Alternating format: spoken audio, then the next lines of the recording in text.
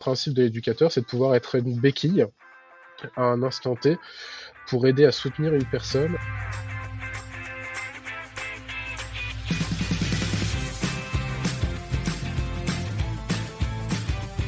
Alors moi c'est Cyril, je suis éducateur spécialisé depuis 2013, l'année où j'ai commencé ma formation en apprentissage.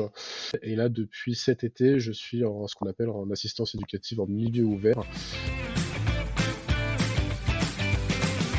Alors, les missions d'un éducateur spécialisé, ça peut vraiment être très varié. Un éducateur spécialisé peut travailler autant avec des enfants jusque des personnes âgées. C'est-à-dire qu'il y a vraiment une palette de publics avec lequel l'éducateur spécialisé peut travailler. Il peut autant travailler en foyer, donc au quotidien, avec les adultes, les ados, les enfants, les personnes en situation de handicap aussi, que ce soit enfants ou adultes. Mais il peut aussi travailler sur l'extérieur, donc comme moi je fais en milieu ouvert, donc aller vers les parents, les enfants, mais aussi dans le monde du handicap, dans le secteur des droits communs. C'est vraiment un public très varié et en fait le principe de l'éducateur, c'est de pouvoir être une béquille à un instant T pour aider à soutenir une personne à pouvoir, dans un instant douloureux ou compliqué de sa vie, pouvoir avancer au mieux et pouvoir ensuite enlever cette béquille pour continuer tout seul cette route. Aussi bien en foyer qu'en milieu ouvert, on apprend autant des personnes qui nous accompagnent que lorsqu'on les soutient parce que c'est des vraies histoires de vie. Et en fait, si on s'arrête juste 2 secondes et qu'on prend le temps, au lieu de stigmatiser les gens en disant bah ouais, il fait ça à cause de ça, si on prend le temps de voir l'historique des gens, on se rend compte qu'il y a des vraies histoires de vie, que ça peut déjà arriver à tout le monde. Souvent agaçant, c'est qu'on considère que l'éducateur a une petite baguette magique, qu'on pense qu'il va être un petit peu la solution à tous les maux, tous les problèmes que peuvent avoir les gens. C'est pas vrai.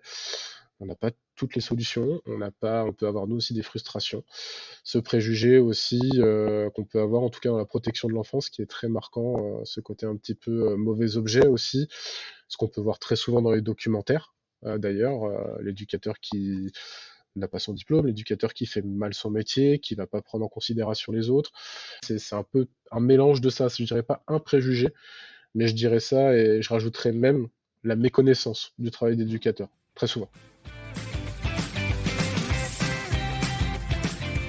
Au tout début, je me suis lancé sur YouTube suite à un énième documentaire où je me suis dit, on en parlait avec l'équipe avec laquelle je travaillais, et on se disait, ah, on en a marre, on n'arrête pas de parler de nous de négatif. Je me suis dit, ouais, c'est bien, on parle entre nous, mais enfin, à un moment donné, il faut essayer d'agir, même à toute petite échelle. Et je me suis dit, tiens, et si je me lançais sur YouTube à faire des vidéos pour présenter le métier, en fait.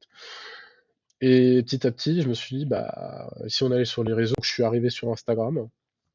Finalement, Instagram a pris beaucoup mieux que ce que je pensais. Donc là, je me suis lancé sur TikTok il n'y a pas si longtemps que ça. Et en fait, l'objectif de ces réseaux, et là, on est en train de créer d'autres choses avec d'autres personnes qui sont sur les réseaux, un espèce de collectif pour pouvoir rendre visible ce métier au plus grand public. J'en aurais plus que trois. J'en aurais plus que trois parce que finalement, il y en a quand même beaucoup sur des avis différents qui prennent la parole. Je vais citer celui avec qui je travaille le plus, c'est Monsieur J. Si après je devais parler de comptes avec qui j'interagis, pas forcément, mais que je trouve leur contenu intéressant, je parlerais de Morgane sur TikTok, qui travaille en foyer d'accueil d'urgence, qui est vraiment super intéressante à voir. Après, si je devais en citer d'autres, il y aurait une éduque chez vous, une éducatrice qui est en libéral. Il y en a une multitude aujourd'hui qui peuvent répondre aussi à des sujets complètement différents les uns que les autres. C'est un métier qui amène beaucoup de frustration quand on accompagne, qui amène autant de c'est très bête dit comme ça, mais qui amène autant de satisfaction à des moments que de frustration et il faut savoir être patient, il faut aussi, se rendre compte qu'on travaille avec, l'humain. L'humain, c'est pas quelque chose que l'on peut prédire, que l'on peut prévoir et du coup, il faut faire avec ce que nous donnent les personnes que l'on accompagne et pas trop en attendre d'eux.